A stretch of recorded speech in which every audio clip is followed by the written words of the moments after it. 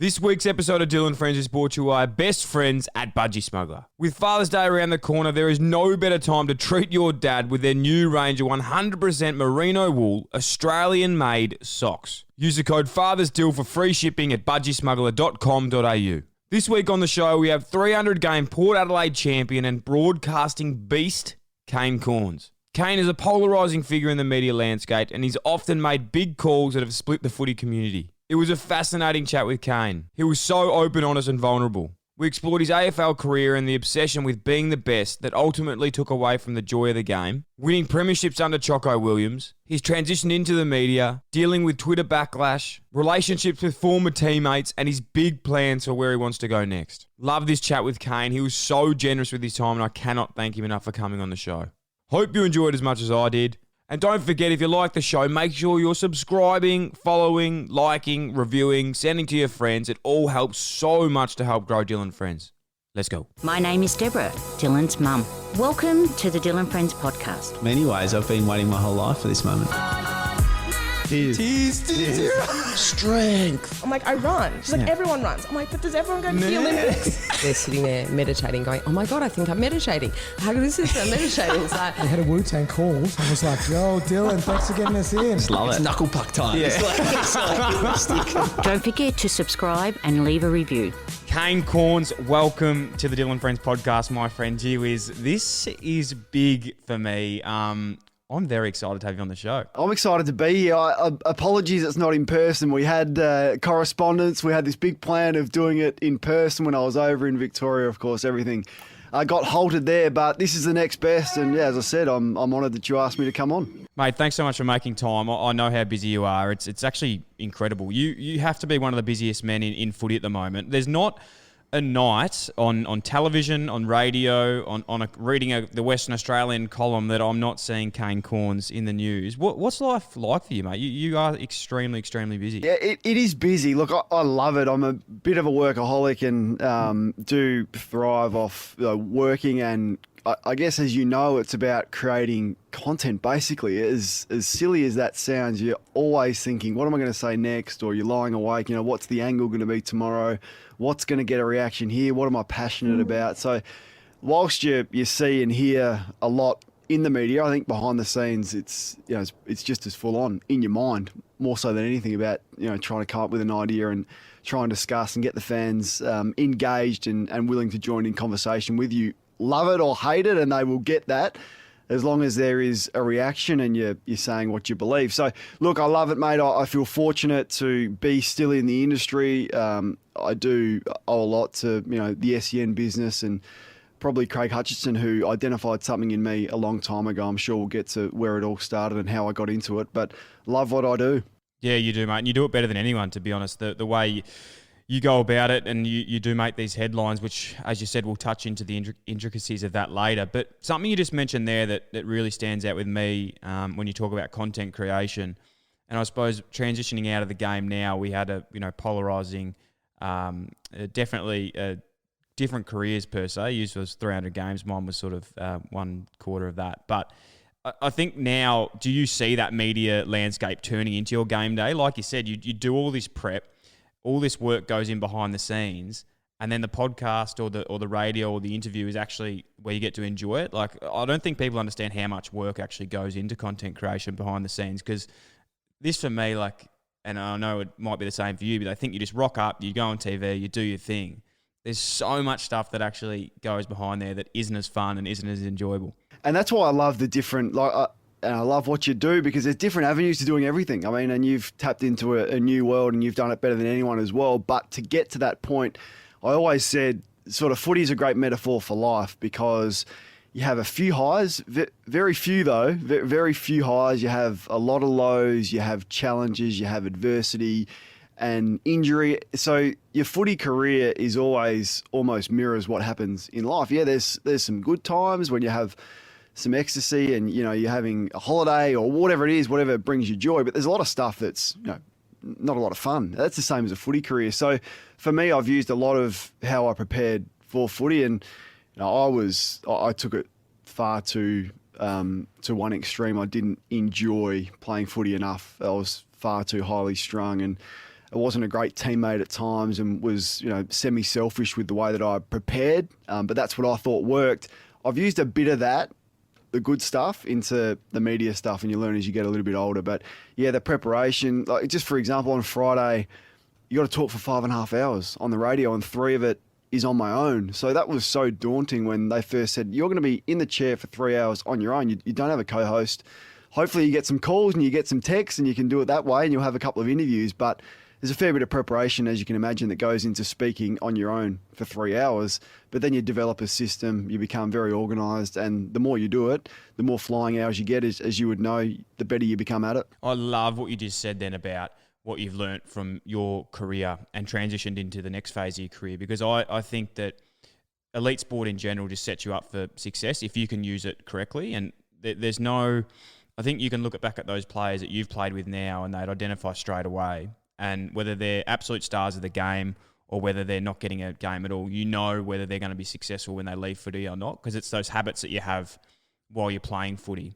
A lot of players, in football and in elite sport, you can get away with talent and just being a natural athlete and playing 300 games or winning flags. But I think that there's those ingrained habits that when you leave the game, you either have them or you don't. Have you found that leaving the game now, you look at players and you go, fuck, that probably isn't a surprise to me, and that is a surprise to me? Absolutely. Some have surprised me, though. Like, teammates that you play with that, I would never have thought Damien Howard would be a coach, let alone a 3-time, because my experience, I was a young guy and he was a more of a veteran coming in. He didn't embrace the media, and there were some things that sort of annoyed me. And I thought, I'm not sure I had no idea Stewie Dew would be a coach, because from my recollection, and everyone has their different perspective, he didn't like the team meetings and things like that, and Stewie Dew's gone. So some do really surprise you, but you can see that those successful habits, like it's no surprise from the minute Travis Boak walked into the Port Adelaide Football Club that he's going to be an absolute champion, because he just picked up those habits straight away and evolved them into his game to the absolute professional that is. It's not to say, Dill, though, that it wasn't that it was easy to leave footy, and I'm not sure exactly where you want to take the podcast or be guided by you, but I question, what the hell am I going to do after? Drafted at 17. All I ever wanted to do from 5 was play footy, and you get there at 17, didn't leave home, play for 15 years, then it's finished. I'm not turning up at the footy club at 8 o'clock. I'm not being told when to eat, what to eat, where to be. The structure around that, knowing when my holidays are going to be, and fitting your life in around that, to getting to the end and going, gee whiz, what am I doing now? And we're seeing it with Talia and McKay and all these players, Basher Hooley retiring at the moment. That was where the fireman stuff came in. I thought, this is sort of suits me. It's not a 9 to 5. It's shift work. I have some free time. I'll be able to keep fit, which I love and I'm passionate about. So I thought that sort of works. Completely wrong. Was awful for me. Hated every minute of it. Couldn't wait to get out. So it's not to say that I knew exactly what I wanted to do after I finished footy. It's a really, really hard question to face, isn't it? And I think something that I speak about a lot on the show is, in reflection now of my career, how happy I am, and not happy, but how lucky I am that I left footy at 26, 27 years of age, because it actually forced me to then go, well, I'm still at that age where I have a little bit of time to work out what's next for me. There's still that enormous amount of pressure, because I don't know about you, but like at 27 years of age, when you're on an AFL list, my ego was my worst enemy, and I didn't want to ever let people know that I'd failed or wasn't doing anything that I wasn't happy doing. And I was in the exact same boat. It took me so long to really work out what I wanted to do, but I had that 2-year transition where I was at the Giants, and not proud to say it now, but I was pretty much a part-time footballer and full-time transitioner out of the game, just using that time to try and work out what I wanted to do. But I still think to this day, and something I'm so passionate about with athletes in general, and even people, is doing something that you love. And I love that you've just said then that you didn't settle for that, because I think a lot of people do settle for doing things that is easy and not things that they want to do. And a lot of players leave footy and they go, well, I'm going to go play local footy for this footy club, and I'll earn $200,000 doing a job that I absolutely fucking hate. Or can I go start at the bottom somewhere else and forge my own career in something that I absolutely love? And that was it. Like I could have, and people in the forest, like they love it, and they think for them it's the best job, and they're really passionate about it. But it wasn't that for me. And a lot of people say, why'd you do it, and why'd you leave? Well, I think I explained the reasons why. I could have easily sat there until I was 70 and earned a reasonable living and had some 4 days on, 4 days off, but I just didn't want to be there and I despised it. So for me, this doesn't feel like work. As you said, you can sense your passion and your authenticity coming through when you speak of how much you do like it. And if you find something you love, it doesn't really feel like work. That's it for me. Not to say it doesn't have some pretty ordinary things about the profession and the industry and things I don't like about it, but everyone's the same. I think not everyone's got the perfect job that they absolutely love, and there's no flaws with it. I'm the same, but on the whole, I bounce out of bed at 5 in the morning and look forward to getting here and talking about sport. Mate, you do it so well. Let's get into those intricacies a bit later on. But normally what I want to do is, one thing I find pretty interesting is Kane Cornes now, and the man we know in the media, this polarising views is pretty crazy. But I think we can easily forget what happened before this and the incredible career that you actually did play footy. You're a premiership player, you're a 300-game player, the great. And even myself, like going back doing research for the podcast, I was like, fuck me, Kane Cornes, like, I can't believe what you've actually done on field that is very quickly forgotten about. Now, I know you're humble. You're a very humble man, so I'm going to have to bring these out of you. But let's go back to the start, mate. Obviously, growing up in South Australia, a lot of Victorians might not know, but your father, Graham Cornes, one of the biggest names in South Australia, in South Australian footy in the Sandful. What was it like for you growing up? What was it like playing footy and then ultimately getting to Port Adelaide in your first few years? Yeah, my childhood was interesting. Mum and Dad got divorced when I was 3. We moved, so Mum, Chad and I moved around the corner. Dad lived within about, 500 metres of me. So one of my first memories is waking up, riding to Dad's in the morning before school and having breakfast with Dad just after Mum and Dad divorced. My mum never got over it. There's an incredible sadness from my childhood. It just to the point where I just remember seeing Mum in despair at times. She still hasn't got over it. Like, it's just never been able to move on. And I was quite close to Mum, so did it tough because you felt your mother's emotions through that. Dad was coaching, he was busy. He had owned a car yard and he had a radio and he had coaching and all that. So he was fine. I was never concerned about him. We saw him every second weekend. So for me, my childhood was full of a lot of sadness, and I never sort of could understand why my mum was so upset. So that was the overriding. We then moved to Yule Street in Glenelg, which is, once again, maybe 200 metres from the Glenelg Oval, where Dad was coach. He was a legend, 300-game player, all of that. So my earliest memories of footy is walking across the Glenelg Oval with Chad. And Dad used to let us in the change rooms at halftime and after the game. And for a 5, 6, 7-year-old, this was the best thing that could ever happen to me. I remember the little things of tasting the cordial that the players drank and going to help. And they had PK Chewies at the players. I thought, this is just the best thing that's ever happened. That's just what I want to do. Captivated by it. Dad was brutal, swearing, losing his mind at halftime. But we were in there. Like, I can't imagine a coach these days bringing their kids into the halftime huddle. That's the access we got. Then he moved on to the Crows, and that was the biggest thing that's ever happened. 1991 in South Australia was just crazy. He was the coach. I was a 8-year-old kid going to all the Crows home games, copping shit at school from the kids if the Crows lost, but on fire if they won. So it was just full of footy. But that was the escape. As I said, that was my escape from an overwhelming sadness of living with your mum, who was just really sad. She, a great mother, and we were so loved and all of that. But it's hard not to escape the memories of that.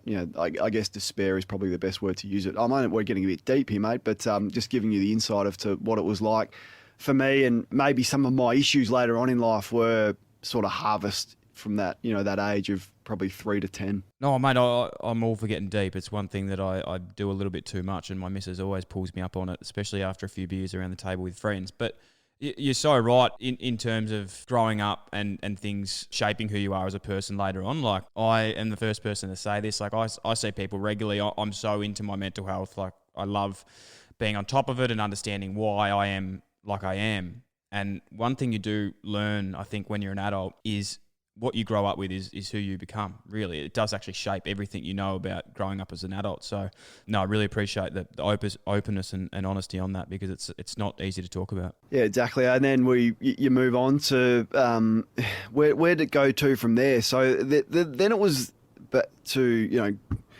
I was quite a good footballer as a junior. Like, I grew I grew quicker than everyone else. So by the time I was 12, I was probably similar height to what I am now. I remember playing centre forward, and things became reasonably easy as a junior footballer. For me, you make all the under 12 state team, 16s, 8, all of that, and then the path to the draft was there. But the first real challenge came for me was when you get invited to the draft camp. Did you go to the draft camp? I did. Yeah, it's you know what it's like. It's absolutely brutal. It's like a cattle show for AFL recruiters, and there's the first time you sort of get an indication that it's a business. It's not really about people. It's about how fast can you run, how high can you jump, how do you interview, and you really got to put on a show.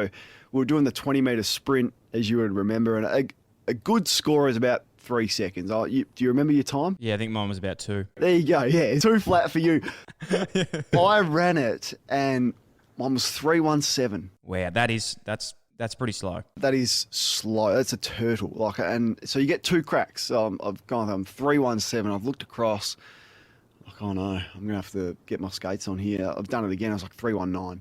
And Phil Walsh, we can get to Phil Walsh if you like, because from the moment I first met him, I knew he was special. He was sitting there, and I knew of Walshy because Chad was at Port at the time, and that was his one event. So he'd just sit on the sidelines in almost like a deck chair with a note. He'd cross his fingers and he'd just sort of watch the players run through. And I remember just looking over, and he knew me, and I could tell that there was sort of a care factor there with the connection with Chad, and he just sort of put his head down. I thought, that's it. That's my AFL dream, because at the time it was all about, it was the era where the athlete was coming through. It was, how's your engine? How quick are you? How high can you jump? It was it's turned a bit back to the footballer. But I thought it was over. I was the second slowest player at the draft camp. I thought, footy had been so easy for me. I'd grown, and I'd also stopped growing. I was 182, and all the players were going past me. I thought, I'm in a bit of trouble here. So I jumped on the phone, and I rang Mark Williams, who was coaching Chad. He'd never spoken to me before ever, Choco. He knew me through Chad. And I said, Choco, you got to draft me. Like, you won't regret it. You got to draft me. And they had picks 12 or 20 or something. He said, look, I'm not drafting you with my first pick. We'll see what happens later on. Anyway, cards fell my way. But I just remember that the first real challenge that I've faced as a footballer after things coming pretty easy for me in the junior ranks.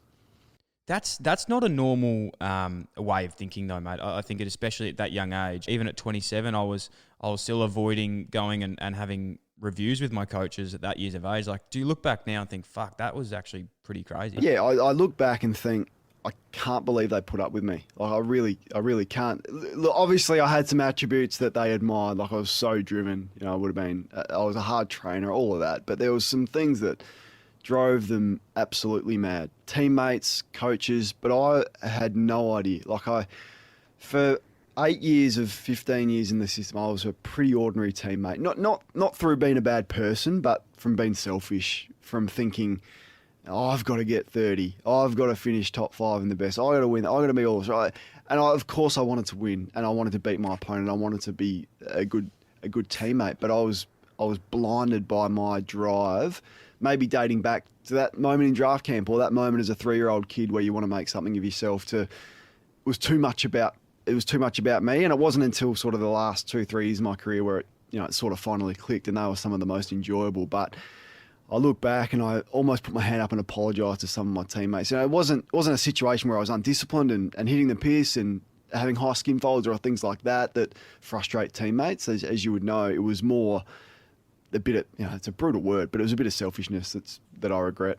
I completely agree, and I completely know. I don't know to your level, but I had a chat with Brandon Jack last week, who we obviously didn't get to the heights of your career, but it's something that's prevalent in high-performance sport, is that competitiveness and is that selfishness that goes through athletes' minds. And it's not till you retire now that you reflect on it and you look back and you go, fuck, what was I actually thinking? Like, what was actually going through my head? And if you could see, if someone from the outside world could actually go into an athlete's mind and pick up what they're actually thinking and hoping that a teammate gets injured or hoping that something doesn't happen so it can fall their way, it's actually quite embarrassing to think that. But then another part of me thinks maybe that's what makes players so great. Like, I look at, for me, I'm so passionate about being engaged off field. And I go, well, maybe because I was engaged off field, I wasn't selfish and engaged enough in my football. Like, I don't see Dustin Martin going and doing podcasts on the weekend, and it's, it seems to be working pretty well for him. So It's just such a different thing which just completes with different people. I think everyone is different, and you would know. Like, you walk into a change room, and my brother would have been running from 5 metres away into a brick wall and smashing into a brick wall to get himself up for a game. Whereas you got other guys, you may have been sitting in a corner having a laugh. Could never get his head around the guys having a laugh in the corner 30 minutes before a game. I remember him saying, switch on, like everyone's got to switch on. We're not taking it serious. But what footy clubs have done now is embrace the individual better than ever. And, still from my era, it was a bit of the old thinking where you earn your stripes, senior players get respect, and everyone does it this way. It's different now. So everyone is different, and different things work for different people. But I regret not fitting into the group and being the best teammate I can. And it wasn't as if people didn't try and tell me along the way. That's the other thing. It's not as I remember a lot of assistant coaches saying, hey, mate, I reckon in 5 years you're probably going to regret the way you've gone about it with some things. And I thought, yeah, whatever. Like, this works for me. I'm going all right. I'm getting a kick. We're going okay. I'll continue doing it. And I guess the best example I can give you, and someone says, well, what does it mean by being selfish? We won the flag in 2004. I was 21. I was like, this is pretty easy. We played finals in every year, my first 4 years at the club, win the flag. 2005 season comes around, and I'd finished second in the best and fairest in 2004. It's great years, unbelievable. And I had this thing in my head that I had to win the best and fairest in 2005. It was a goal I'd written down. Stupid as it sounds, I regret it, but all my drive was towards that, and got to best and fairest night, and I had a good year. I'd made the All-Australian team, and I thought I was going to win. Anyway, I didn't win. So I got up there in second place to have the speech, and I completely spat the dummy. Like, in terms of my speech was, for example, I might have said, I just want to thank Lucy, who's my wife now, she's my partner, Mum and Dad and Chad. Thanks for your support this year. Thanks. And I got off and walked, and I left and I went home. Wow. I know. And it was like, imagine in my role now as a media commentator being critical of players for things that they do and the way that they carry themselves. I would have been pretty brutal if that had come back to me on a player. Like, I was critical last night of Scott Pendlebury for opening himself up to offers from other clubs. Well, that's nothing compared to me storming out of a best and fairest after not winning it. That was what it was, and I didn't think much of it. I thought, I should have won it. I've got a right to be angry. I just can't believe I'm mortified by it now. That's an example, and I was 22, so I was young, and all of that. But there's no real excuses for that. I just think I'm a bit ashamed by some of the things I've done. But what can you do now? Do you also think, though, that some of our biggest weaknesses are actually our biggest strengths? Like, that was a weakness, obviously, that showed that side of you. But in saying that as well, it actually has got you to a spot where you are now. Like, that's something that I battle with a lot in myself. I think, there's some things that I really, really struggle with and that keep me up at night, and, whether it be in work or in life. But then I look on the flip side of it and I'm like, well, that's what makes me get up and do this every day. And it makes me, somewhat successful in life. And I don't mean successful in terms of monetization, but I just mean in terms of being happy and doing what I love. So I'm in a constant battle of being like, well, is it a weakness or a strength? I'm not sure what it is. Yeah, it was definitely a strength. Like, I knew it, but I was like, well, this is what's made me good. This is what's given me success. This is what is working. I just wished, and I was always really envious of the players that had a really good balance between when they're on, but when they're not, they can switch off. And it wasn't be all and end all for them. If they finished whatever, if they had 20 instead of getting 35 and stuffed up a few kicks along, they didn't sweat on it and stew on it. Every turnover I had, I'd lay awake thinking about it. If we'd lost and I played badly, Lucy would cop it for 3 days. I thought it would be the wrong thing for me to speak and be happy after a performance like that. You weren't allowed to speak on the plane after a lot. Just things like that. I just wish I'd enjoyed the ride a bit more. Like, you get to play footy in front of crowds. You travel all around the country. You travel around the world in some instances for pre-season camps. I just wished I could have loosened up a little bit and enjoyed the ride. But I've got better at that, and I definitely learnt learnt the lesson. Huge. No, I think you're completely right. It's hard to do both in both camps. It's time for a quick break in today's episode to talk to you about a very special day of the year, Father's Day. We love our dads around here, and that means hooking the old man up with only the best of gifts. Some smugglers and socks from our best friends at Budgie Smuggler. I got Big Jim a pair of the new merino wool socks, and he thinks they are beautiful. Also, a pair of Budgie Smugglers for when the sun comes out and the rig is primed for summer. There's so many incredible designs that we know your dad will love. Like everything else that Budgie Smuggler make, the socks are 100% Aussie made with the best quality going around. They're light, bright, breathable, and super comfy. Dad will be wrapped. So use the code FATHERSDIL to score free shipping at budgiesmuggler.com.au until September 3rd. So get in there, fam, and treat your dad to some Budgie Smuggler socks and smugglers this Father's Day, and you'll be in the good books. Take us back, 21 years old, as you mentioned before, 2004 Premiership against Brisbane. It's incredible the insight that you've given into the headspace that you were in at that stage that I really had no idea about. But what was it like winning a flag at that time with Port? And obviously it was by a pretty big margin too. Well, it was a relief. And I know that's not the word you should probably say. It was a relief. We'd won more home and away games than any other team for a 4-year stretch from 2001 to 2004. But 2001, they went out in straight sets. That was my first year. I didn't play in the finals, but I remember the fallout from it. You know, finishing the top 4, going out in straight sets. 2002, finished high up 1 or 2 and lost the qualifying final, which meant your road's way too difficult. Won the first final. 2003, same thing happened again. Lost and we were just called chokers. Like everyone was calling us chokers. The major sponsor here said Port Adelaide would never win a premiership with Mark Williams as coach, and so you front up again in 2004. I'm just sort of like is this what it's like? I'm just trying to get a kick here in my first couple of years. So to win the prelim final was the first time Port Adelaide had done it in 2004, and it was such a tight game against St Kilda. It was just amazing relief. It was like, oh, we've done it. We've at least climbed the hurdle to get to the grand final, and then you could enjoy the week a little bit more. It was an amazing experience. I remember the final siren went, and Damien Harwood came up to me and said, "This will be the best week of your life." This is moments after the final siren in the prelim final. I said, "Oh, okay." He said, "Trust me, embrace it. It'll be the best week of your life." And it was. It was the best week of my life. From Monday turning up to organising tickets for your family and friends and all that, to Tuesday, all the media stuff, to main training on Wednesday where we're at Alberton's Suburban Ground where all the fans are let in and they're just losing their mind, to Thursday jumping on a plane and heading to Melbourne a day earlier than you usually go. Friday's the parade. Friday afternoon we're training at the MCG. So it was amazing, really. And I loved every moment of it. You mentioned about the Choco, the famous Choco with the choking, like walking down with his tie, and obviously it's something that we've all seen now. What was he like as a coach, if there's a short answer in that? And obviously the publicity he's getting now at Melbourne, it looks like he's doing some pretty incredible things there. He just wants you to get better. So if you ask me what makes a good coach, their whole mission is to make the club and the players better. I think that's what coaching is, isn't it?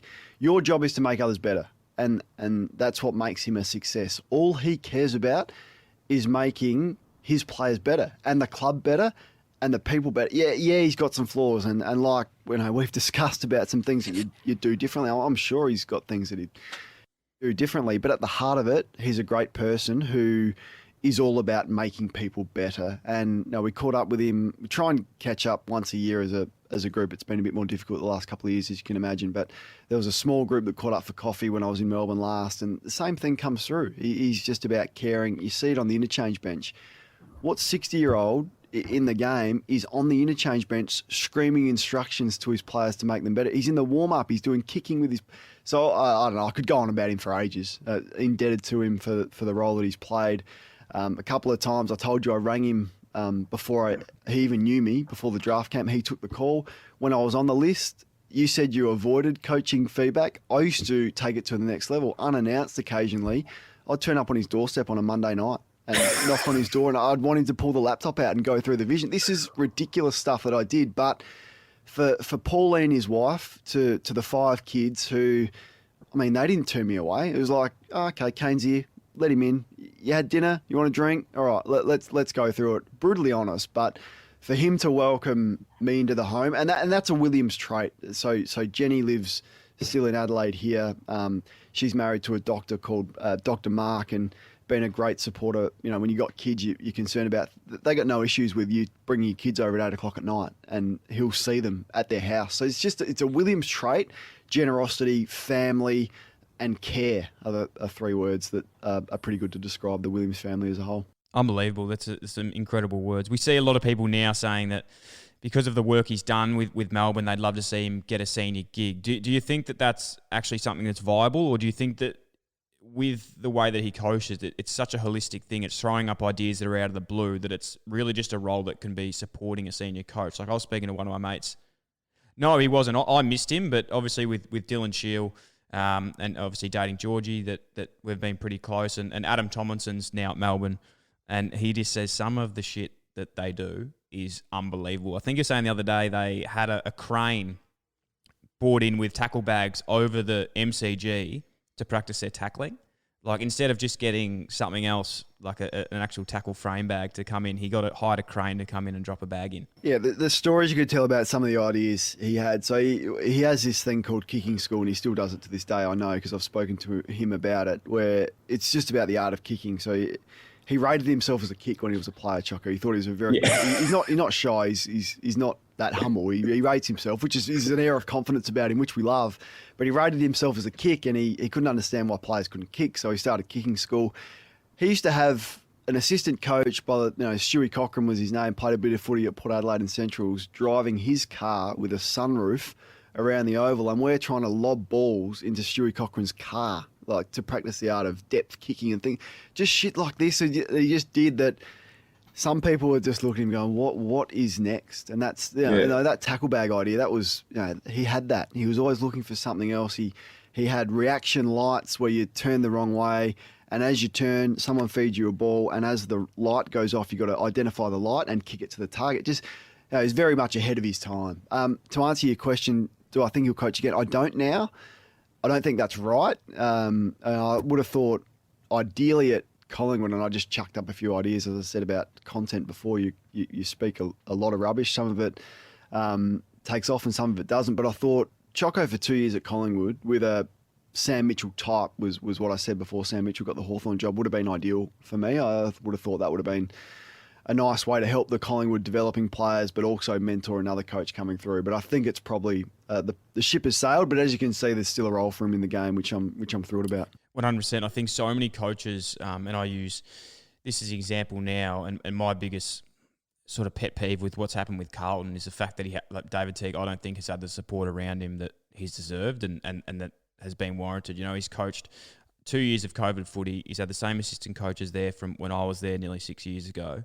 Hasn't been able to bring anyone in from his own team.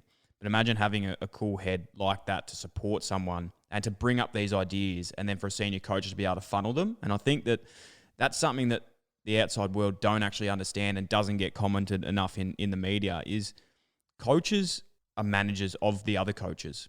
And David Teague isn't making every single call that happens at Carlton right now. He relies on everyone else in that football club to actually be pulling their weight as well. And I suppose from an outside point of view, and look, I think this holds a little bit of weight by me saying this because I've never really had incredible relationships with coaches, but if I'm able to identify that and know that it's not their doing, then it should probably mean more than someone that gets, playing every week. I think you're spot on with that. Like even look, the successful teams that I've been a part of, and I mentioned Phil Walsh. He was about that premiership team. He was the strategist behind that whole premiership. So he would be the one that had watched the opposition analysis for 6 weeks before we played them. Mark Williams wasn't doing that. He was the one that was, on champion data. This is 16, 17 years ago before it was as prevalent with stats at the moment. He was the one, which stats are important to us? Which one? And then he's channeling that information to Choco. Well, this is Brisbane's strength. So the Monday of the grand final, this was a tradition that I had with Walshy. I'd walk in, we'd watch my possessions and we'd watch the player that I played on their possessions and get an indication of how I went. But then before I left the meeting, I'd also get an idea of who I was going to be playing on the following week. For an example, the Monday of the grand final week, I walked into his office and he said, "Who do you reckon you're going to play on this week?" This is before the grand final. I said, maybe Voss. He said, "Nah." I said, "What about Acker?" "Nah." Lappin? He said, no. He said, you're playing on black. So this is Monday. This isn't a coach making the call. This isn't Choco. This isn't David Teague. This is an assistant coach making one of the biggest midfield matchup calls in the lead up to a grand final. So you're right. Like, these coaches cop all of the blame. And that's why I'm a bit critical with the Teague situation of John Worsfold. Like, I'm sure I read somewhere months ago that John Worsfold was coming in as an advisor to David Teague. Well, what's he done? What's John Worsfold done? And it's always going to be the senior coach that cops it. I think David Teague's messaging throughout the year hasn't been strong enough. And he hasn't commanded the room with the direction that he believed the group was going in, and I think that's hurt him. But the last 3 weeks that's shifted, hasn't it? His language has become stronger, which I've admired about him. Well, something that I've really admired about you today, mate, is your vulnerability, and even just the things that we've spoken about quite early, in terms of your family, in terms of talking about your obsessiveness of an athlete, and things that aren't necessarily things that people love talking about. I think we've realised now how much people just want people to be vulnerable, and how much more admiration and respect I've just had from you from this one conversation about you bringing them up with me. Like, we talk about the Teague example. Him sitting down the other day and saying, would I have loved more support? Yeah, I would have. I was just like, fuck me, I love this bloke. Like, I genuinely love him.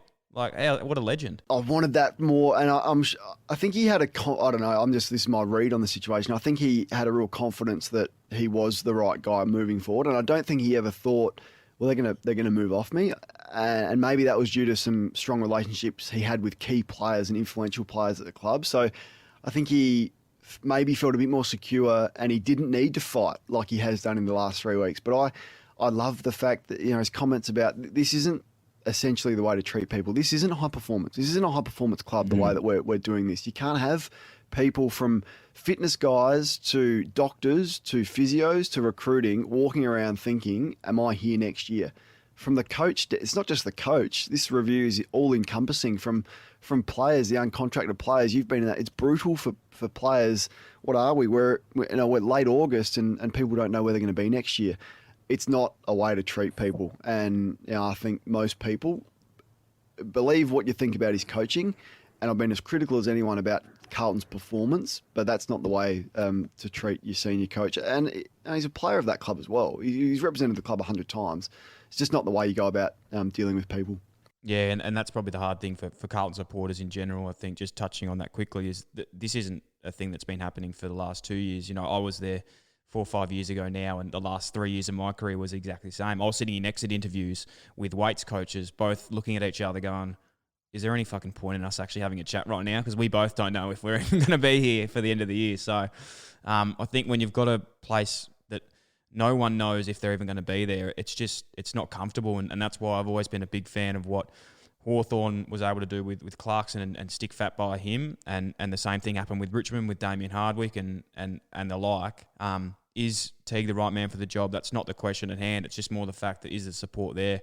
And is the support there for other coaches going forward? You look at Stewie Dew and Brett Ratton, even from St Kilda. Have they got the thing around them to keep them going forward? It's a massive problem for coaches, I feel. Agree with all of that. And you've all played. You play footy for long enough. You've played with some really strong teams, and you've played with some teams that are breaking apart. And that was, for me, the worst team I've played in was 2011, 2012.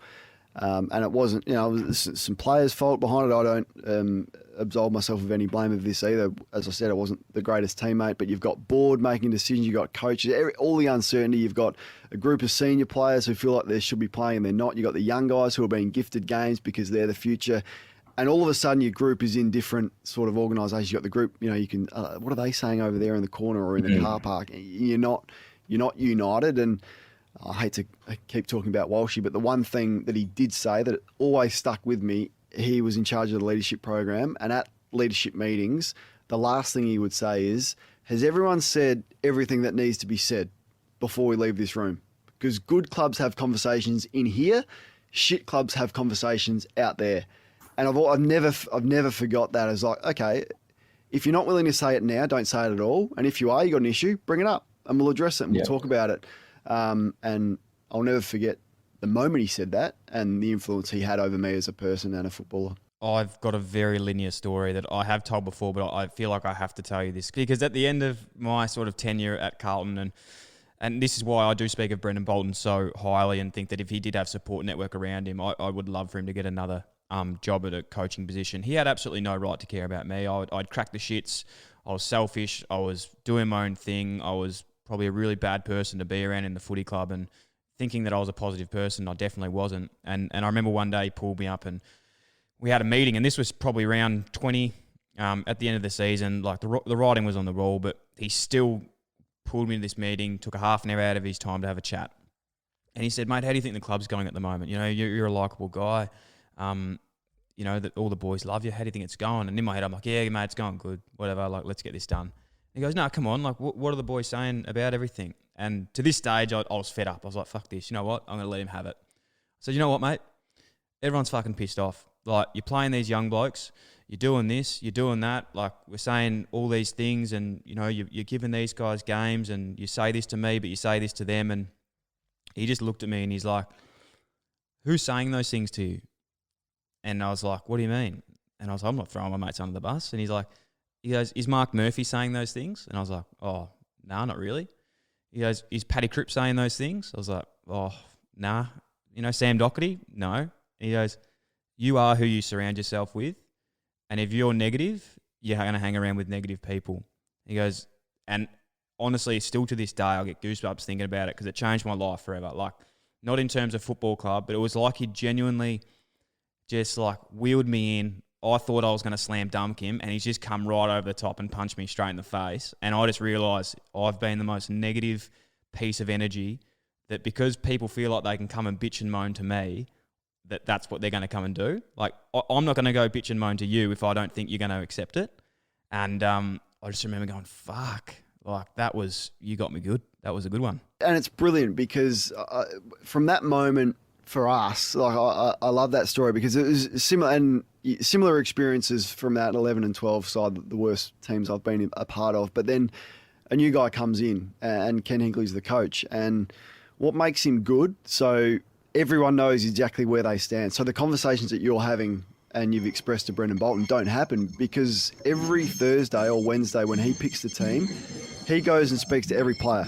And I've never seen a coach do this. So he'll have his whiteboard, he'll have the AFL team, he'll flip it over, he'll have the sample team. He'll say, so you might be in weights. The moment they come out of selection, he'll come and say, Dill, come here. Hey, Dill, you didn't make it this week. You're playing sample, you're playing small forward. I want this, and this from you. Are you crystal clear with what I want? And do you have any questions for me? You might say, oh, Kenny, well, Carl Amon's playing on half forward. I'm in better form than him. Why is he playing in front of me? And he'll tell you why. He'll go around to 44 blokes and do that every week. So you get to the point at the end of the year where you can't have had those conversations and think, well, why is he playing in front of me? Because Ken Hinkley's told you every day, every week. So you're crystal clear.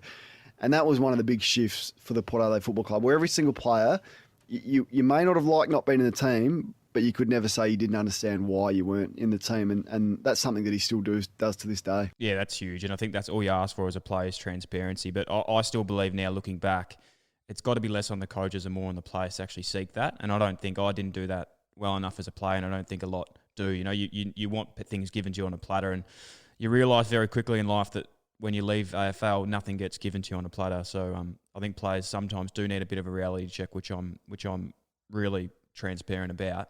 You speak about Port Adelaide, and this is something that I've been absolutely fascinated with for a long time. Your career obviously started, I think 2000, 2001. You win your flag in 2003. I actually debuted in a NAB Cup game back in 2010, playing at Adelaide Oval, and I remember going there and this vision of Port Adelaide being, like, no offence to Port Adelaide, but back in the day it was I was like, this is a dire club, you know, like they're putting tarps over seats here. I can't imagine anyone wanting to come play out here. This is incredible, like how, quite bad this is. To fast forward a few years later, and you've had this complete rebrand of a club. You've changed the jumper. They've brought in Never Tear Us Apart, In Excess. The game day experience is second to none. Now, I know you need success to change clubs, but I feel like as an actual board and organisation, or whoever it was in the marketing department or the CEO, whatever it is, it's got to be one of the biggest 180s I've seen in sport, and I don't feel it actually gets enough credit that it deserves. It probably doesn't, and I'm glad you. I mean, it's astute of you to pick up on it, because that would have been footy park. I reckon that if it was 2010, your first game would have been. Yep. It's cold, West Lakes. It was the Crows' home. It was always it was where the Crows had their facilities. You walk around the stadium, there's Crows signage everywhere, and the Port Adelaide people just didn't embrace it. It was impossible. It just didn't feel like their home. So the move in 2013 to Adelaide Oval really helped. Heart of the city, nice new stadium, and the Port Adelaide people thought that they could embrace it. The other thing they did, instead of distancing themselves from where they came from in the SANFL, was they started to embrace that. There was a real confusion when they came in. Are we Magpies from the SANFL, or are we a new entity? Well, and fans were confused, so they embraced the past. They brought back some people to the club. Keith Thomas was amazing. He was a CEO. He's not anymore. He's just left, but he was amazing. Koshy was amazing. Love or hate Koshy. He put Port Adelaide on the map. National TV platform, big identity, great figure, charismatic. Speaking about Port Adelaide, that helped, and Ken Hinkley helped for those reasons as well. And Port Adelaide's now cool, and they've overtaken the Crows as the number one team in Adelaide, which is the first time it's ever happened in 30 years. It's massive. So full credit to them, but you're right, winning helps, and winning another flag would help. That would really help. But you're right, it's an astute pickup, and it's for a young supporter. Are you going to support the Crows now or Port Adelaide? Well, Port Adelaide's the cool team for those reasons, but it wasn't easy. No, it definitely wasn't, and it's a credit to whoever did that. I don't know. I'd love to sit in some of those meetings, and I think a few other boards in the AFL might need to check out what Port's been able to do, because it's at this stage I really do feel like it's second to none, to be honest. There was an ad campaign that Ken Hinkley did when he first took the job. So we'd won 5 games in 2012, and the next pre-season he fronted an ad campaign for the club, and all he said was we will never ever give up.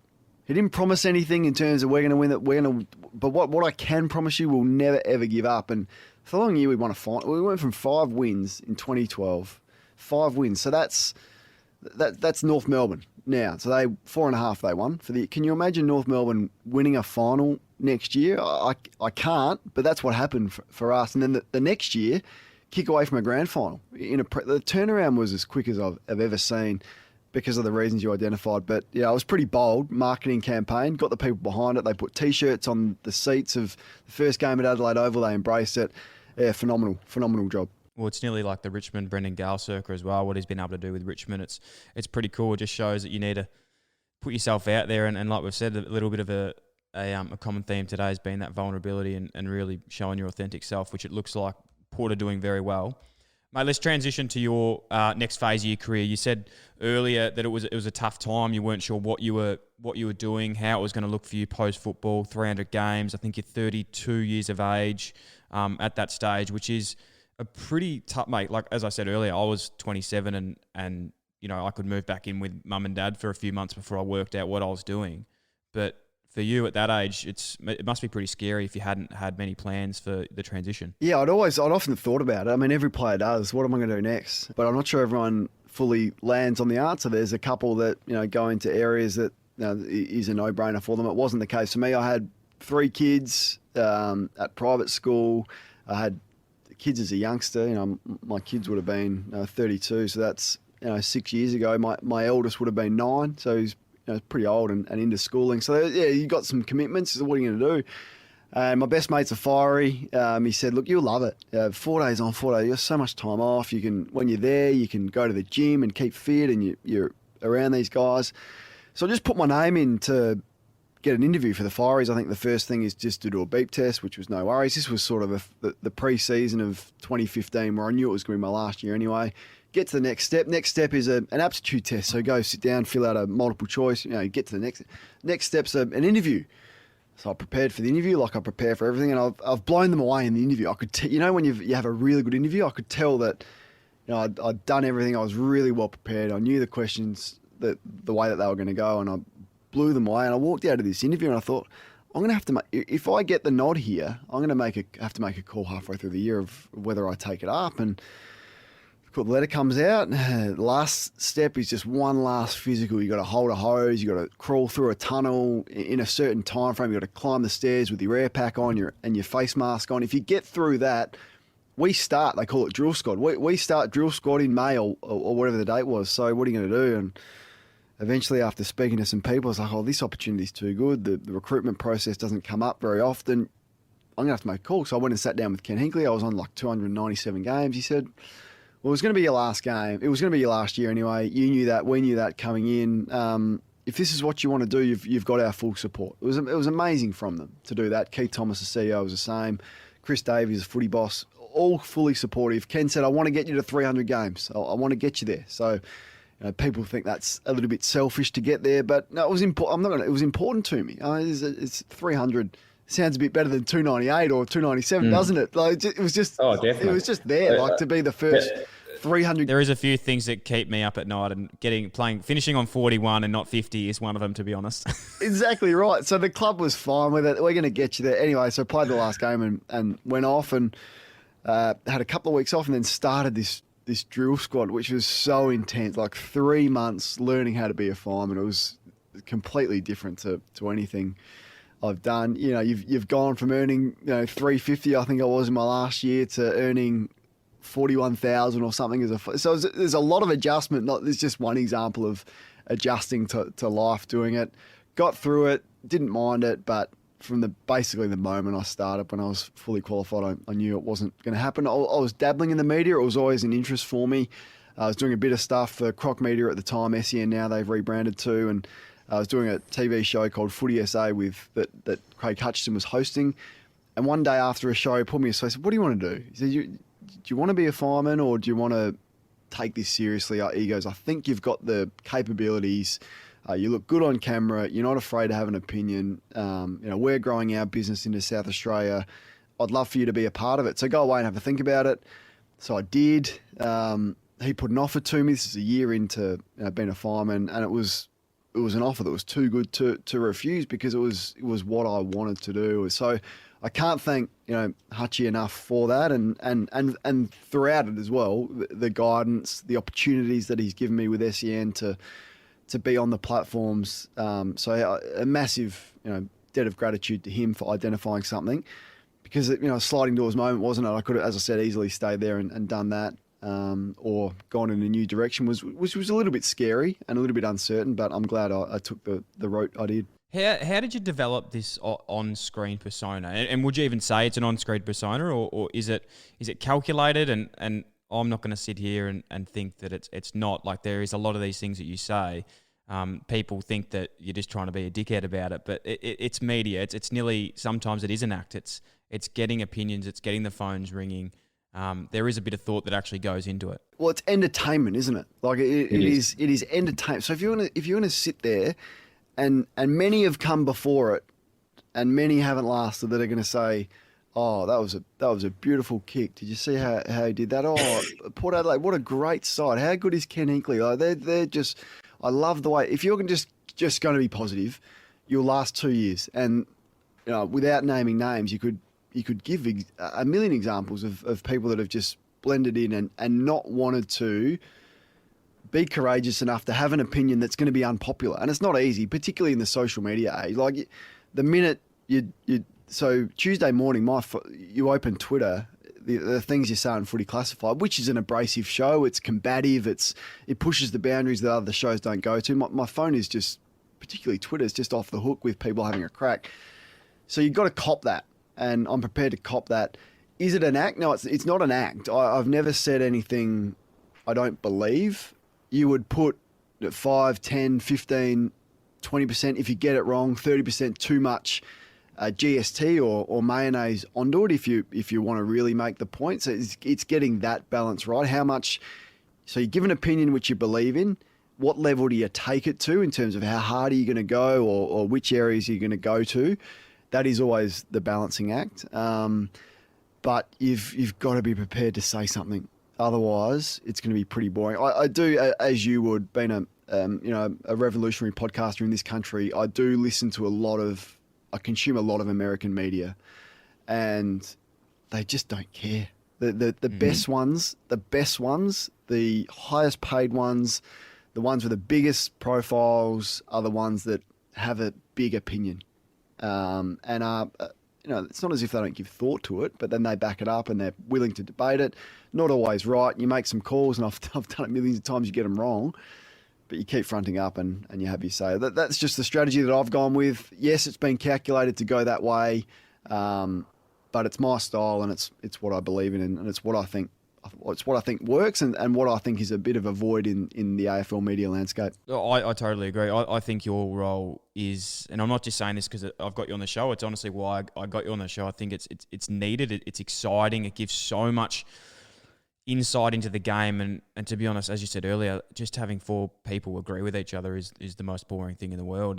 And it's nothing exciting about it. The way I actually think about this, and I have thought about it a lot, is I'm a big movie man, and when you watch a movie, everyone watches a movie or a series for the superhero, right? But the superhero needs someone else that keeps you intact, and the reason you actually watch those movies, and this is going back, I've nearly DM'd actors and actresses after I've watched movies, being like, fuck you. So, you should not have made me feel like that in that movie. Then I remember, they're just acting in that movie. That's not actually personal. And I think that's honestly a role that you play, is the fact that people have got to understand that you need it. You actually need to have differing opinions and fall into the AFL landscape. It's actually healthy. If you get, so my role would be to get a reaction out of you, to think a different way that you may not have thought before, to challenge your thinking, and to get someone to pick up the phone and ring and or to text the show or to tweet or to do, to do what you did and DM and nearly DM an actor. I didn't, but I nearly did. As I said, I'm not there for the clickbait headlines. I get that and I understand that's the criticism you get. I'm not the one sitting there posting on social media with a link. That's not my role to do that. If Fox Footy want to pick up on something I say and use it as click, that's fine. That's the world we live in. I understand it, but it's not my role. My role is to be passionate about what I say, to truly believe in it, and be willing to, if Matthew Lloyd says to me, no, that's wrong, I disagree with you, or to Tony Jones say, no, that's wrong, Kane, to be able to come back at him with a considered argument as to why I'm saying that. So it's not as just saying such and such, is letting his team down, and then not be prepared to say why. So you got to be. You can't just fly off the handle with opinions that you can't back up. But it's interesting your point. I'm sure you've consumed the Rewatchables podcast. Yes. Yes. So they did a terrific one on Die Hard. So Die Hard's my favourite movie, and they rewatched that. There was 4 of them, and they go through the movie. If you haven't seen the Rewatchables, I urge you to check it out. It's amazing. And they spoke about the villain in the movie, Hans Gruber. I'm not sure the actor's name, but Hans Gruber is his name. He's no longer with us. But at the end of each movie, they speak about who won the movie. So you got the superhero, Bruce Willis. Obvious answer is that he won the movie. But then there's the debate, well, no, I reckon Hans Gruber won the movie, because without the villain, Hans Gruber, you wouldn't have had the reaction that you got. Now, I'm not... that's what you're about. Yeah. It's the chemistry of that, and that was the reaction that you caused. Not to say that I want to be the villain all the time. I don't, and I don't thrive on being hated or being polar. I don't enjoy being. No one does, but you've got to have that balance. That's what makes good TV and entertainment. There's one statement that I don't know if you would want to take back, but again, you already probably know what I'm alluding to here. It's one that has come up a lot, and I'll probably name my first son after this man. Is there anything you have to say about what you said about Sam Walsh? Because that has come back a little bit at the moment. You'd say he is one of the best players in the AFL. And are you even going to go to the stage where you think you've reverse psychologized him into actually being the best player in the AFL? So you make some calls, you get them wrong. I got that one wrong. Can I defend myself just a small bit? So this is the world we're in. My comments about Sam Walsh, and I got it wrong. I'm not defending. I just want to give an insight. I said Sam Walsh is going to be a great player. He's going to play 250 to 300 games. He's going to be a multiple best and fairest, multiple All-Australian. That was the first statement I said about Sam. And if I just said that, everyone would go, oh, okay, yeah, he's cool, pretty accurate right now. I got into trouble with the but. So then I went on. This is the how far do you take it? Your opinion. Is it 5%? Is it 20? Is it 30? I've gone 40% too far here, and I got it wrong. I said but. Carlton got the pick wrong. They went safe with pick 1. I don't think Sam Walsh is going to be a match winner. He's a smaller midfielder. Not sure how well he uses the ball. All these reasons why he's not going to be great. And Connor Rose, he's going to be this, and this. It was too early a call on a young player. It was a great lesson not to judge young players too early. This was before he'd played 10 games that I said this call. So it was a ridiculous thing to say because I hadn't watched him enough and I didn't understand. I've spoken to a couple of Carlton people from the inside about that, and they said to me, "You're wrong on that because he's the most competitive player I've ever seen, and he will will himself to be great, regardless of his size, of the things that you say will work against him to be that player." So you're wrong, and all you can do is put your hand up and say you're wrong. I admire him more than any player in the game now, and I said that earlier on in the year on Footy Classified. So I regret going so hard on a young player for judging him prematurely. I never said he wasn't going to be great, but it was the limiting factors that I put on him that I had no knowledge about, him working himself into be one of the best midfielders we've seen and achieve things that not many have achieved in his first 2 or 3 seasons. Yeah, he's an incredible character. Phenomenal. No, we're looking forward to seeing the rest of him. But I think in a way, if anything, maybe take a bit of credit in the fact that he's done it in spite of those comments. It could be a big game changer. To put your hand up and say you got it wrong, like I've had so many Carlton people say, "Oh, good on you for doing that." Like you've been hard on us, but we respect you more that you put your hand up. So I actually have no issue. If I get an opinion wrong, you're wrong. Like there's no hiding it. I said when Richmond recruited Dion Prestia at the end of the 2016 season, I said they're ridiculous. They're giving up a top 10 pick to get Dion Prestia because they're not in the premiership window. Why wouldn't you go to the draft with that pick and start to regenerate the group? Well, how ridiculous. Like he's a 3-time, he's a best and fairest winner in a premiership year. And Richmond have been the greatest team in the last 5 years. I got that wrong. And I'm happy to say I look foolish. You just hope you get more right than wrong, though. And I think that's actually what's prevalent today is the vulnerability, is the accountability that you have going. I'd like to see it in more journalists because I think it does actually humanise people a little bit when you do say it. It's I don't know if you've seen this or if you've used this analogy or even if it is part of your ideology and what you do. But have you heard? You've seen 8 Mile with Eminem? I have, yeah. You know, at the end of the rap battle where he comes in and he says basically every single thing that is wrong with him or every single thing he's ever fucked up in his life, and then gets to the end and people actually don't know what to say because he's just disarmed himself with everything. Yeah, I haven't thought about it. I haven't, but like the best, it's sort of true in anything. Like the best comedians are the ones that take the piss out of themselves, I reckon. Like self-deprecating humor is something that Australians love. And it's a technique that you can use. It's not used a lot because it's hard to do. It's a little bit like what Eminem did in that instance where, well, I've said everything's bad about me. Whatever comes from someone I don't know on social media is not really going to make a dent, is it? Yeah. Well, I feel like that's what you've done. You've touched on those things. Like you speak openly about the firefighting thing that everyone loves to team in with you about. The fact that you look back and you could have been more selfless as a player. You sort of, if you're accountable for things that you're not proud of, I think is what I'm trying to say. And this is just not a lesson for us. It's a lesson for anyone. If you can just embrace that, proud of it, put your hand up, say, yep, I fucked up. You literally got a free slate on anything. People they have nothing to say anymore. It's like the bully. It's like people say to me, what the fuck are you doing? You played 40 games here. It's like, yeah, I know. I was shit, but I've like moved on and I'm doing something different now. And they're like, okay, sweet. It's not something I've consciously thought about, but I have seen you do it and, take, I don't know. I don't agree with your take on your career because I think anyone that gets to the level had a significant amount of talent and it's a significant achievement. But I do agree with your opinion on that. I'm going to go back and watch 8 Mile though.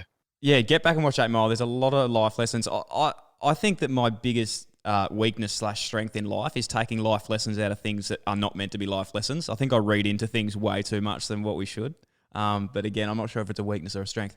Hey, I want to talk about this, mate, because this is a big part, and I know you've been really generous with your time. But to finish up, the big part of your career in media, and something that genuinely gets my heart pumping as we even talk about it, is these big calls that you make. It comes with a lot of backlash. It comes with a lot of social online abuse.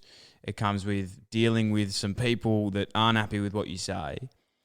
How do you separate the person from the persona? How do you deal with what comes through to your inbox? Because as we said before, as players, they read the paper, and you can say you don't read the paper, but at some stage you're going to be reading these comments, and I don't personally. It's got to have an effect on me. Yeah, I would be lying to say if it didn't. So what I will say, I've got a lot better at dealing with it. So just very boring little things that I do. If I ever see anything on so Facebook's really dangerous. If I ever see anything on Facebook, Kane Corn said this or whatever, it's 95% going to be negative. Like the comments are going to be, fireman, all the stuff that you mentioned that we've spoken about today. So I don't read anything on Facebook that has a link to me. I never go into the comments. On Twitter, you see a bit of stuff, but like in the mentions on Twitter, I'll just scroll up. So there's the mentions there. I'll just scroll to the top. So I will never go through these are all people that have, as you know how Twitter works. I'll just never read them usually. This is a couple of boring things that I do, but it's not easy. Like I lie awake thinking about, what did I say there? What's going to be the backlash tomorrow? Who's going to have a crack back? Like it's all encompassing, as footy was. So I don't think you'll ever get used to it. As I said, it's not nice not to be liked. I think everyone's starting position is to be liked. But a couple of quotes, you don't take criticism from people you wouldn't ask advice from. Just little things like that. It's like probably the person that's tweeting me right now is a big fat dude sitting in a basement eating a bowl of chips. Like that's how I process it in my mind. Yeah. Like this guy that said that, particularly the really nasty ones, I can't see you. You're probably anonymous. So I just think, okay, I picture him as this big fat dude with nothing to get up for with a bowl of chips, sitting in his basement, tweeting me from his phone. With a Holden Commodore as his display picture. That's not to be nasty or anything. That's just how I picture it in my head, because who knows who this person is. So don't let them get to you, because you just don't know who's. I guess the hard ones are when a player comes back. So if I've said something about, they're the difficult ones. So if I said something about Jack Revolt on a Monday night, he'll go on AFL 360 on a Tuesday night and he'll have last right of reply. And they're the ones that you think, oh, gee, what's he going to say? Because their opinion holds a bit more weight. Or a former teammate that you played with. If you have to be critical of a player, how's that going to be received? Or your club. I know Ken Hinkley was really upset with some criticism I had over his coaching against Geelong in a game they lost earlier at the Adelaide Oval. He was ropeable. He didn't come to me with it, but it got back to me that there are some pretty strong language coming from Ken towards me. And that's hard because you've got a relationship with this guy. You really respect him. You rate him, and he's upset. But do you reach out in that case? Like, has it ever ruined relationships for you, or do you get like the maturity come through with the relationship and you get on the phone and call up? I think there was a bit of damage done between myself and Travis Boak at one point, dating back a few years ago. I was reasonably close with Boakey when we played. I said something in the media early days when I started in the media. They'd moved him to a half-forward flank, and I said, yeah, I'm not sure it's looking good for Boakey. If they've shifted him out of the midfield, where to next, or words to that effect. And he didn't like it, and I know why, because he's like, well, hang on, I just played with you last year or the year before. Now you're off there in the media having a crack at me about my role, and that did a bit of damage to the relationship. It's never been the same since. We've since spoken, and I text him semi-regularly and congratulated him on his 300, but it hasn't been the same. Similarly with Ollie Wines, I was quite critical of Ollie when he was water skiing and he hurt his shoulder, which ruined his season. I was like, what is an AFL player doing water skiing and wrecking their shoulder? He hated that. His family hated it.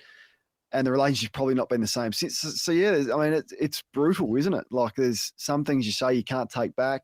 Not that I disagree with what I said. I believed it, as I said at the time. But yeah, it's hard when people more so than just your average troll on Twitter. Yeah, and we speak about one last one on that, just that it's absolutely made my life. This one that came through. There was a clip one day on on the Sunday Footy Show, and it was of Mark Murphy going for a ball. And I think you said Mark Murphy could have dived harder for this. Now, I'm not talking about the specific clip, but one of my good mates who I played footy with, Nicky Graham, actually tweeted back to the Sunday Footy Show saying Kane would have been in the grandstand with that push. Now, you came back to Nick, and I think you said, Nick, I think it's about time to update the profile and the display picture, mate, into which has given me the most happiness I've had in my life for about the last 2 years. So I just want to personally thank you for that one. Change the profile picture since, because I think he has a crack every out from time to time. I see, I laugh. Look, he's passionate about the club, isn't he? But he did leave the playing profile picture up for about, I don't know. I think it was 2 years too long. 2 years too long, I reckon. Time to move on, Nick. I'm glad you finally have. Mate, you don't understand how happy that made me, and how happy it still makes me today. But that was one of the all-times. He was very quiet on Twitter for a few months after that and was going through the rebranding phase of the page. So he left it for a while, but no, it's all good fun. I mean, it's a game of footy, isn't it, in the end? Oh, fuck, that was good. And I thank you for that. So hopefully you guys can pick up your relationship soon online. Mate, to finish off, I can't go... it'd be remiss of me not to get some of the calls off the biggest... media star in the game to finish off the season. Now, I haven't worded you up about this, but I'm hoping you have some opinions. Who wins the Brownlow medal this year? I think Bontempelli will win it. I think he deserves to win it. I think he's been I think he's the best player in the game. He is the best footballer in the game right now, and I hope he's rewarded with the Brownlow medal. Who wins the premiership? I think Melbourne's game is in the best order. I have the most confidence in the way they're playing. I don't want to sit on the fence, so I'm going to say Melbourne. Like it. I was against it until they went and won at Geelong last week. I think that is one of the biggest things that's happened for that footy club for a long time. You saw the passion Petrarca had when he spoke about it after the game, which was pretty special. And there's something uncanny about Max Gawn kicking that goal after the siren when he, I suppose, copped a lot of flack for missing one against Geelong. I'm pretty sure it was a few years earlier, which is exciting. So if Melbourne are winning the premiership, who's got the Norm Smith? Clayton Oliver is a player that has proven me wrong. So I'm happy to call it. I remember speaking about Clayton Oliver. I was like, yeah, he gets a lot of it, doesn't he? And his resume looks good, but gee, wastes the footy. He's a player I respect. Guys that identify weaknesses in their game, go away and work on it. And now he's complete. Like his running power, his fitness, you can tell has improved. He looks hard. He's not. His skin folds I reckon they would have been a bit high just looking at him. The eye test would tell you that, but he looks like streamlined, hard, super fit.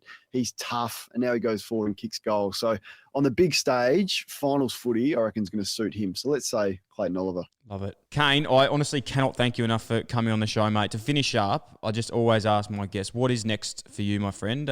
You alluded to something earlier that really pricked my ears up pretty high, and it was talking about the podcasting game in the US. Do you see yourself moving into this space? What is the role for you? Where do you see yourself going? Yeah, I've got big plans. I would be lying if I say I didn't have big ambitions, probably to make it a bit bigger in Melbourne. So whether there's a move to Melbourne on the cards or not, I do enjoy hosting as well. So hosting own radio shows and hopefully one day hosting, rather than just being a panelist, being able to host in your own right a TV show like a Classified or a Sunday Footy Show. I'm not trying to get rid of anyone, but that's just the two shows that I'm on.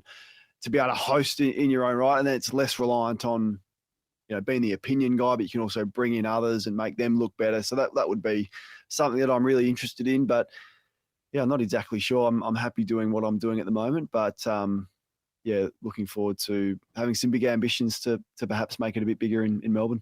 Huge, mate. I absolutely love it. I've got no doubt you're going to tick those boxes. And mate, this is the first time we've obviously met today, but I really can't thank you enough for your openness and honesty and your time. You've been extremely generous, and I really, really blessed to have you on the show, mate. So thank you so much. A lot of fun, mate. It felt like two mates. So the first time I've spoken. Look forward to one day actually catching up, but we had plans to do that. So sorry that hasn't eventuated, but worldwide pandemics do that type of thing. Looking forward to meeting in person and catching up. I appreciate you having me on. If that wasn't enough for you and you want even more, you're in luck. Dylan Friends is now on Patreon. Dylan Best Friends. If you'd like to learn more, you can head to patreon.com/Dylan Friends, or you can head to the link in the show notes. Thanks for listening to the Dylan Friends podcast. If you like the show, it'd be a massive help if you could like, follow, rate, leave a review, or even share with your friends. The show is produced by myself and Sam Bonza. Damon Jackman from Creative Edge Films is responsible for audio and visual production. The show is recorded at the Dylan Friends studio in Melbourne, Australia. If you'd like to get in touch or suggest a guest or advertise with the Dylan Friends podcast, please email us at inquiries@dylanfriends.com. Thanks so much for tuning in.